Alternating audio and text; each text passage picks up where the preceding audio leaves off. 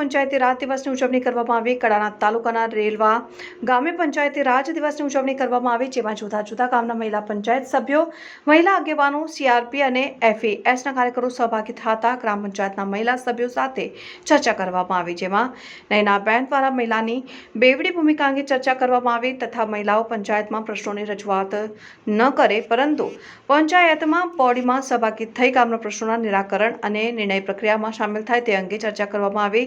નયનાબેન દ્વારા પોતાની પંચાયતના અનુભવો અને પોતાના કાર્યકાળમાં થયેલા કામો અને પ્રક્રિયા અંગે ચર્ચા કરી।